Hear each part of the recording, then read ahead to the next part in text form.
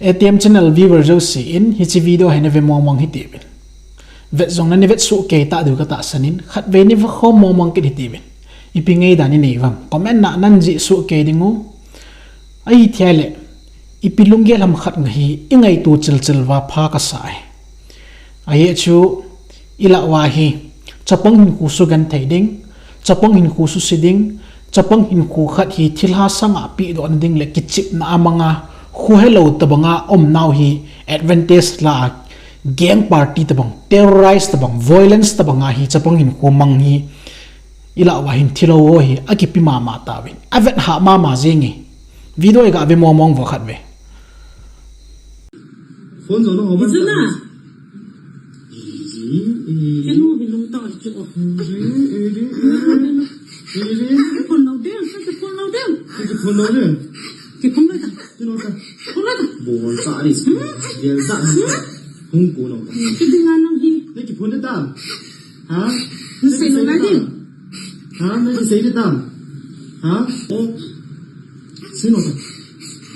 cái này cao này hiếm hả xây no ta xây no xây rồi chẳng hả xây nó ta xây nó ta xây nó ta nó xây nó nằm căn há đi rồi nằm căn há đi rồi xây nó ta xây nó hả đi no nhỉ hả koi zo chu thila vop ham to chu koi zo hi mi su si ham thila ngo nu win I ma cha bol but pon koi ma cha yong a sugen thei pon ai le thila a he tia sei ho mi sudam dana ki gel ho loi zo hi ipi ha mi hin khu chu terrorize na ipi ha ki chat uma abolo cho violence ki to na a su gen theu cho iwa na hi le oi po chu ding a lola me dingo asama bo dingo ai chlai ho bang he ka abo pe ki du cho ai la sam bu chinga kai ki ding a video lung ke ni velo jon tola ki li sa lung ki akili sa ki na lai cho chi pi ham ka ti National Commission Child Protection Right nu jinga jong hi chi dan hi iwet tinga ele very illegal momong dingai tan ta satu dol hian lang hi le chi child abuse harassment ho hi complain na sata ni thei ta ne hi tabang hi Jesu Christa mi su dam dan jong ai pon hi tabang hi deliverance ministry ki bol dan jong ai pon hi tabang hi iwet tinga le thilongol ho ki chipna chapang hin khu su gen theu ai boe hi dai chapang hin khu hello ho hi alap ngol ji dingu hai ta hi a bol eng dingu amho business run na dinga a bol oi a bon chikai iwet tinga le ki su ngol na ngane hi chia dinga achanu achapa hin phaldo mi nu mi pa ho hi sumhei sung no ngong chang wa ki khai win lang tui khanglin a ki le lut win lang nong hole na ngoi ki subei do leu chun phazo ding da ne hi tabang ding ai pathirin cha talen na pi oi poni na cha pathin lim mela dinga pathin na pi go manluta na pi chu thila ne him kaw ne him ta ngo le dinga pathin na pi loi hi tabang da ki chip na theina dinga mi no mi pa alung thim angai tu na phal holoi diabol mancha mi chawei pen ni hiti ka sei do no me ni tabang mi no mi pa holoi hi na hi oi society sung buina society sung sit na acha hin khungai lu ji jong hello ka ngai lu e bukani se e school ka kai se e anya ko na kain sin to ne ti me thi ala ngai lu na gilta chi pem ti hello acha thila beb su theiding le thila vop ho pi do thei beb dinga acha ngai lu ne hi win hi ta bang zo pathian mi ngai lut na dinga pathina sim jo hi lawai tu ni ta bang mi nu mi pa ho ki khol win chule chi thilo ho lo hi bet tinga le terrorist bang gang party ta bangai ta win chapong hin khwa dinga ki cha ta ta win hi chi na video hi ei te amang lo dingai tan me khat ting lai chi chapong hoi hung len do dingo alung gelu thieng ta an sei ding chule hi ta bang event so hi alung wa jing ding ai mel lo ding hi ta banga e na bolo chu hi ti zo hi kan kada ke banga e mat pha wa ka ki chat mana hi ta bang ka hi ka ki ti boy an ti diu hungum ding ai chu hi ta banga bol ho to ai mi tam tan thu ta an sei ki sei jing ki phong jing ai tan ya chu mi no mi pa ho lo hi na za cha ding ai he che chapang hi hung lim do in tin ong ngol che chan na su ngol che wa nang ho ta banga thilong ngola nan ki sin do le thil chom hin tin ong chi do na hi le na chung ma phuban la de hi ta bang cha te ho hin ki het vin pathin hi imayo siamwa thilo se chinai pathin alim la mel dinga goman lu ta na sim khat ka ni him thila ni him ti dinga ngo le thebab dinga na cha na pi do ki ti chu gau sap chang mi nu mi pa na hi in chule hi ta bang na tong hoinu to thang chin khulot ki ti holo hi vet tinga le igam sung ma setan in chapang hin khu su gan theding pathin thu ata le hlem he khan thei nai lo ho lunggel su bui pi ding le su gan theis a dinga setan aman cha mo ma ki pi do hoi ta ven hi ta bang ho hi gam sung lam kai hon jong ivet sui ja wa pha hi chi hi na lin pen in naga mail hei ki ti wa hi bui hi win politics ave a bui boy ti ve hi ti ho ta bang hi iman tha na we bo we tu adinga mail mali pen le ai ho dinga diabol isung wa ipa a lumun sa banga ai ne sit de now hi chi ho abul pi ai mei hei nei su bui po ve ta kha tangkul naga i poi i bui now hi ilai mo na diabol ki chip na thebe ma ingol now hi he ti hi tu na ka phun do no mai chi video he vekit ta ki da am dan ching khulot ki chip na bang hi so pi te ho kami te kaliang gam sunga thila ho doi ho kaw ho na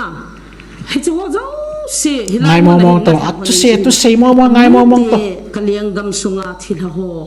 doi ho kaw ho na hi chu ho jong si hilai mo na hin na tham honin chi hila na chi doi hi cho na doi lai cho chi mo doi lai chi ja example he che atam jo ki pai ta chu zania long gup lang ka tham han chu a ho bung long ka do ji hana doi ka su han di pha le na haya chu ho jong si na su la pi ho na mi hing te tha de nga ka ke hoi tup zo siu a doi ai na su hanin na hu do hanin ka ki da am nan hi ta bang mi him hi pathin thu ki ti chu ta lo ta chu chi thil ha doi le kawa ki chim ki ti chu chi hi chu an khai do sana mo wa an khai do sana mo wa mo he ha chi ve mo mong tong mo itiam ka ti chi lo som na ki chip này hi chi lep ngai ham hal mang tang pai mang tang zun tha dan lang e tha dan lang le mang la jun ki chai hoi lai chu ipi na ka lep ma chi hi doi le kaw ka lep na ti ham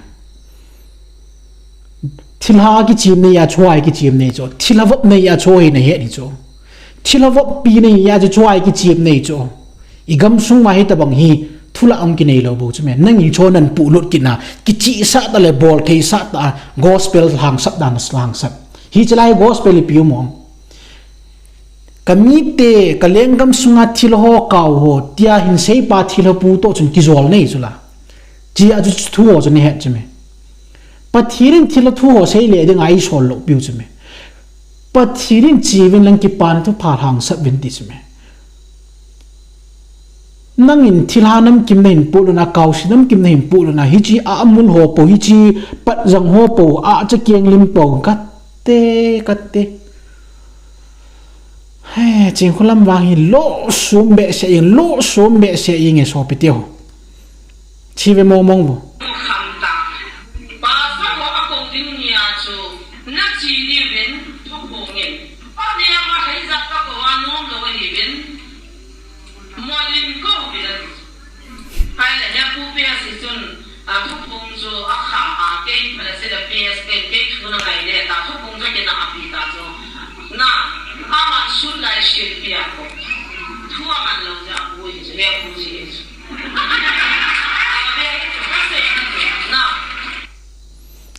Ichi video hi akichapau sa lai ta igam sung inam pumpiwa ho bung lo sia cho chat ve lai ta kum ni ma sang jap choi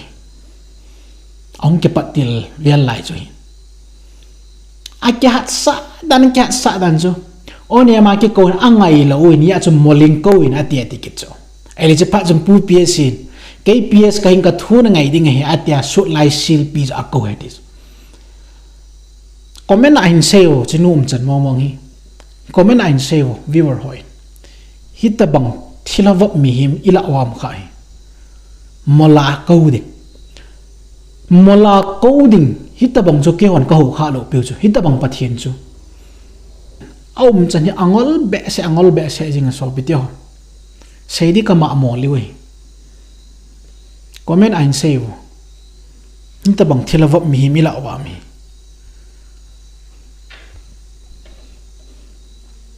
prowa bung som ni loko chang kha koi sim tingal aki pho wa nga angong vai put le chu bol mo hila bol da mo hila pathini na su mang ni hati chu hi chi ta chu tu nya om chan aki pho jing kil hil jing ai wa nga angai lawe a bol hi thilai jong a het diabol hi jong a het mi pi a bol ngola sumle paya ki chima kaw si business a bol jong a het nap thil bol a phapoi na thil bol ngan mun thing na tin ai wa na subu e pathina he na tin thilale doila kawngan to na ki vop me na gospel ki pan to pa pathin thu na dop sanam pon thila thu nga na dop sang hi ki chen ta ki sei na thu sei yo song bible thu do na ngan hi bible thu to ki to khat cham poi tong ki ko mu su ke ai wa nga angai loe bol thei ki sa apan piding le alep ngol leitula aza ki khom holoi ko ki mai vat na hi dai ki chim na lai in tunin jing khulam nga in lang pathinin warning na sim na hi khoje ai tai nani khu ki sim ni ngai tai ti tu na ni het ding pathinin pho thei na hi le ta na pho in ewa na ngong na vai put le a na thila le doi le kaw na ki chip na hi zo sa na thelo hil ding ana chi pi pathinin su da mo hi le bol da mo hi la na in su mang ni ngai chi chu he tu na na future ai dan amazon ni future in sei in tin mon zo chu kum thum zo lang le khot an ro ding khuti ding khati ding tikin na thila pu vin jong jing dong thai dung le hap ta kit dung a thil lung dong a sei thei lo het jong a het lo ps thila vop pa ke enno kenya ko nam ke ka la ding thu jong amang cha jong thila pu na het lo a in ka la zo pha na ki chol sa tan ki tikit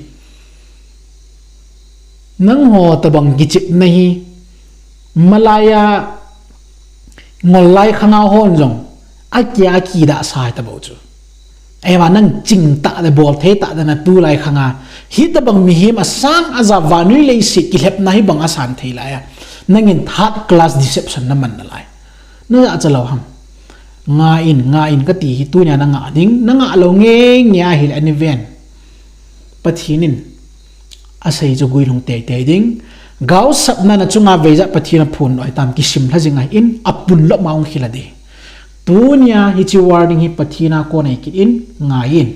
na to na thil bol hi thil ha doi ho po sut le a hi ta chu ki chim nei in na sunga hi thil ha chenga hi thil ha vop nu nei in thilawap koi ma lo nang hi thilawap thanglin se hi thilawap abu thi pa hi thilawap ne himen hi chi thilawap ho thum hi nang pi in ne su ke da ka phon no mi in hi chi thilawap te ni thu se nga ya ki lep sa nam pi ki ti chu future anei lo ding he tu ni in gmem dai thu se da wen tu ni in mina ta san no ta san tan te ti ho zo siong na bon chawa thilaw ne hi be ti tu na ka phon no me GMF day na galut khel je athila ho nahi ding ai pon an lahi ta bang thila na to na ki chi wing wa mu a sei da win pho da win kin ka ta san jong ai pon a sei ho he ta banga peng ho jong hi thula nei po ti a ki chi sa ta pau ho loi jong hi na bon chawa diabol he phla sa nei ve ti tu na ka phon do nom ni chin khulam ki su mang na bang le aman tha na banga hi chi neutral ki so ho loi yo shong na man tha di aya jo pathin thu ki ti neutral lo ai amen a ki pho wanga angong vai put le pa chu bol da mo hila pathinin asu mang dingai see you in the next video.